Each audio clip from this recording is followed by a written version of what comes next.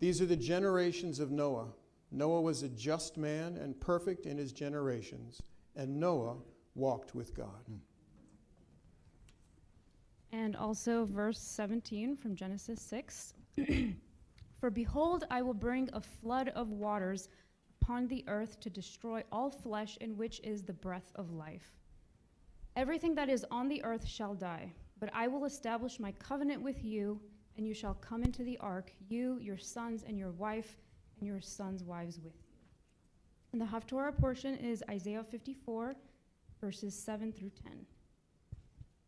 For a brief moment I deserted you, but with great compassion I will gather you. In overflowing anger, for a moment I hid my face from you.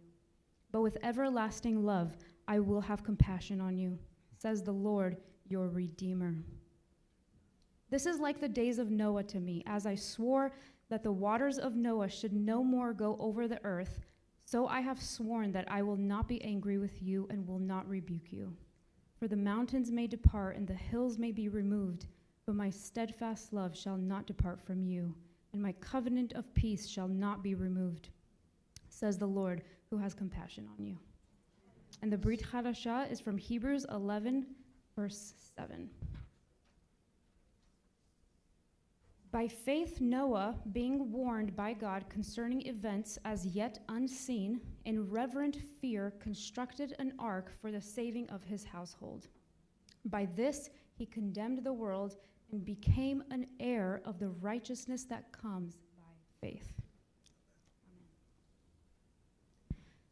So, if any of you read the parashah for this week, you may have noticed that in your reading, in fact, breezed through thousands and thousands of years of genealogies and generations, as well as major historical and supernatural milestones that shaped and determined the entire course of the future.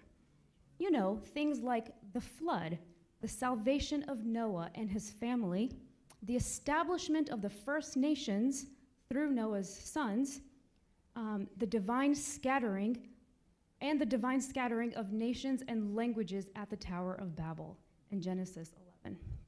And all of which prepared us for the next chapter, the call of Abraham. So all of these biblical events seem really big and mysterious and jam-packed with bizarre, mythical-sounding details like giants who roamed the earth, as well as long genealogies that, let's be honest, we totally skip over in our quiet time, right? Or at least we skim really, really fast. And let's also be real that the only inspiration we tend to get out of these biblical genealogies is the upward elevation of our eyebrows instead of our souls. Right? I mean, some of those names, my goodness. So biblical events can seem so big, so lavish, so archaic, so supernatural, and just so out there that sometimes we get lost in it all. We get lost in the grandness, and we get out of touch with how we might, in fact, fit in, what inspiration we can find, and how such texts can actually impact us and change our lives. Well, nestled into all the grand attention-getting events that surrounds our parashah today is Noah, and the simple, small, subtle phrase, Noah walked with God. Now, this phrase, in fact, connects all the big events together. All the good, important events that we read about in the Bible depended on and were set into motion because of this phrase. Think about that. In fact, let's take a moment to consider or imagine a world where Noah did not walk with God and was just like his generation, just like everybody else. How would the entire course of history have played out? Well, we can't really know how it would have gone, but you do see how crucial, how big it was that Noah did walk with God. And the text is clear that Noah was the only one of his generation who was righteous in the eyes of God. He was righteous because he walked with God. And this is really Noah's hallmark of fame and of faith. It really is too bad that the first thing that pops into our minds, since we're kids, and since we hear the flood story, the first thing that pops into our minds when we think of Noah and the flood, when we think of Noah, is the flood, right? And that's sad because that's not what actually marked him. In fact, one Bible scholar says that it seems clear from the way that the author begins the flood account that the main purpose of the story of the flood is not to show why God sent a flood, but rather to show why God saved Noah. The opening section, he continues, contrasts Noah's righteousness with the violence of all flesh. And the message is straightforward, he says. The reason God saved Noah is that he walked with God, which also is an intentional parallel to Enoch and his deliverance from death. This is Noah's great-great-grandfather, because Enoch also walked with God. Yes. Now, I don't know if Noah himself thought that he was doing anything big or legendary worthy, but his walking with God was the biggest, grandest thing that Noah did.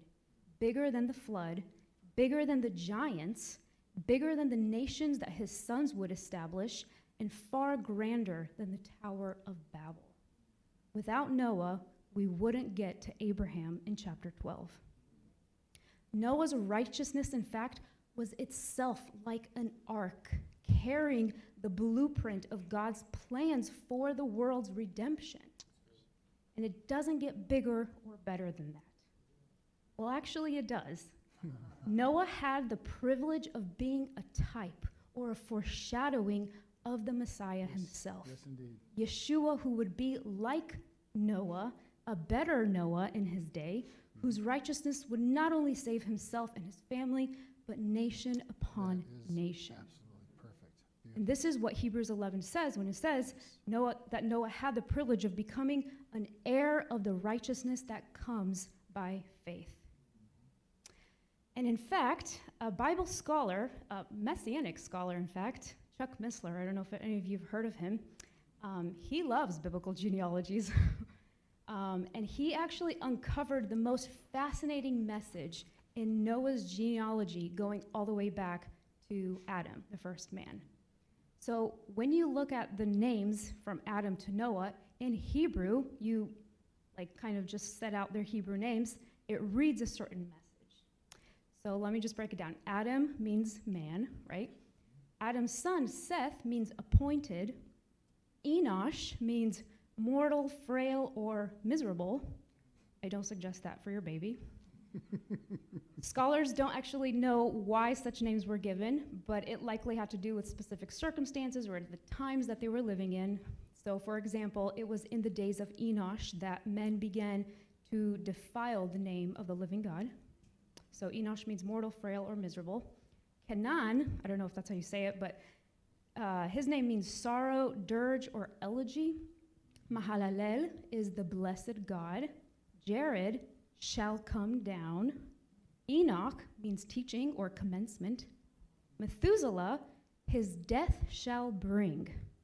So apparently Enoch received the prophecy of the great flood and was told that as long as his son was alive, the judgment of the flood would be withheld. So the year that Methuselah died, the flood came. So Noah finally means, anybody know? Rest, comfort, exactly. Comfort or rest. So you put all those Hebrew names together and it basically spells out, man is appointed mortal sorrow, but the blessed God shall come down teaching that his death shall bring the despairing rest Amen. or comfort. Chuck Missler, guys. Look him up. He's great. That is the good news itself. It is the gospel message. And the gospel is the biggest event in all of history and the grandest adventure that we can all participate in when we simply walk with God. Noah's simple but faithful walk with God radically shaped the entire course of history.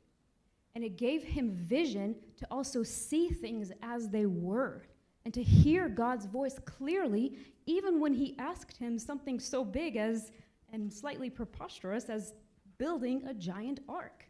He was able to discern God's voice clearly. What can God do with your walk? What are the things he will tell you and talk to you about? Well, only you can find out, but you have to walk. You and I have to walk with God. And whatever you do, do not minimize or ignore that simple and humble time together. That is where you will find not only vision and answers and even yourself, but that is where you will find God, your righteousness, your Redeemer, the fountain of living waters, not destructive flood waters. You will find your prize and your portion, the lover of your soul and your glory, the very breath of your life. He is the very breath of your life. So in conclusion, I just want to echo the words of John Eldredge, who says, "It is our deepest need as human beings to learn to live intimately with God. For this you and I were made, and this we must recover. Our most pressing need is to learn to walk with God, to hear his voice, to follow him intimately."